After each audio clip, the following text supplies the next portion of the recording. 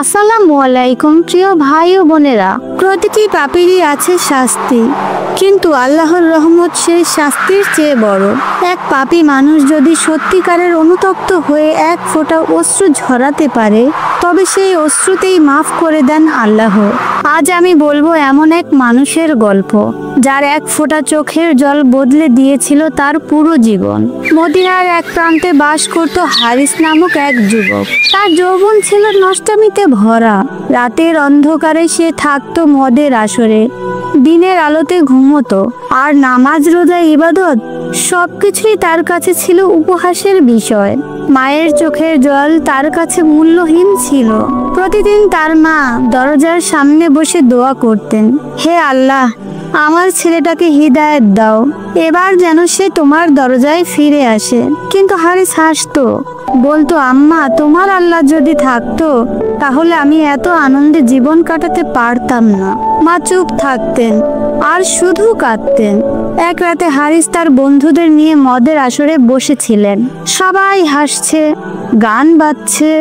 হঠাৎ সে শুনতে পেল দূর থেকে আজানের ধ্বনি, হাইয়া আলাস সালাহ, হাইয়া আলাল ফালাহ। এক মুহূর্তের জন্য তার শরীরে কাঁপন বয়ে গেল। তার মনের মধ্যে কেউ যেন বলল, তুমি কাকে ঠকাচ্ছ হারিস? তুমি কি ভুলে গেছো একদিন এই হাসি থেমে যাবে? তোমার মুখে থাকবে শুধুই কান্না। কিন্তু সে মাথা ঝাঁকিয়ে আবার গ্লাস তুলল। এসব ভাবলে চলবে না, জীবন তো একটাই, বলল নিজের মনে। রাত প্রায় শেষ, বন্ধুরা চলে গেছে, হারিস এখন একা বসে আছে। হঠাৎ তার চোখে পড়ল পাশের বাড়ির এক বৃদ্ধ লোককে। সিজদায় পড়ে কাঁদছে আর বলছে, আল্লাহ, আমি তোমার গুনাহগার বান্দা, তুমি আমাকে মাফ করে দাও। হারিস হঠাৎ স্থির হয়ে গেল। তার মনে প্রশ্ন জাগলো, এই লোকটা কাঁদছে কেন? আমি তো কত পাপ করেছি, আমার চোখে তো এখনো পানি আসেনি। তার ভেতরটা কেমন যেন ভারী হয়ে গেল। সে উঠে বাড়ি ফিরল। দরজা খুলে দেখে মা সিজদায় ঘুমিয়ে পড়েছে, চোখ ভেজা, বালিশে শুকিয়ে যাওয়া অশ্রু। মা দোয়া করছিলেন তার জন্যই। সেই দৃশ্য দেখে তার বুকটা হু হু করে উঠল। বালিশে মুখ লুকিয়ে সে প্রথমবার ফিস ফিস করে বলল, আল্লাহ, আমি কি এখনো তোমার কাছে ফিরে আসতে পারবো? চোখ বেয়ে গড়িয়ে পড়ল এক ফোঁটা অশ্রু। পরদিন সকালে তার মায়ের মুখে এক টুকরো হাসি দেখা গেল। মা বুঝে গেছেন তার ছেলের হৃদয় নরম হয়েছে। হারিস নামাজে দাঁড়ানো, কাঁপা কাঁপা কণ্ঠে সূরা ফাতিহা পড়ল আর কাঁদতে কাঁদতে সিজদায় পড়ে গেল। বলল, হে আমার রব, আমি অনেক অন্যায় করেছি, আমি অনেককেই কষ্ট দিয়েছি, কিন্তু আজ আমি তোমার কাছে ফিরে এসেছি, আমাকে মাফ করে দাও, হে দয়াময় আল্লাহ।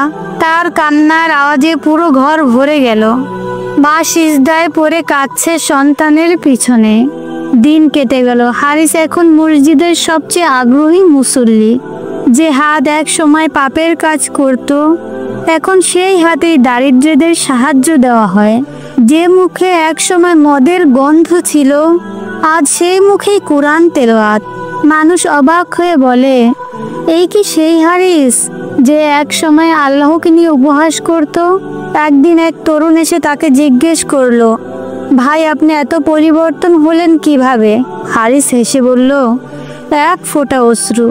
আল্লাহর ভয়ে ফেলা এক ফোঁটা অশ্রু মানুষকে জান্নাতের পথে দাঁড় করিয়ে দেয়। বছর কয়েক পর হারিস অসুস্থ হয়ে পড়ল। তার মা মাথায় হাত রেখে কুরআন তেলাওয়াত করছিলেন। হারিসের মুখে মৃদু হাসি।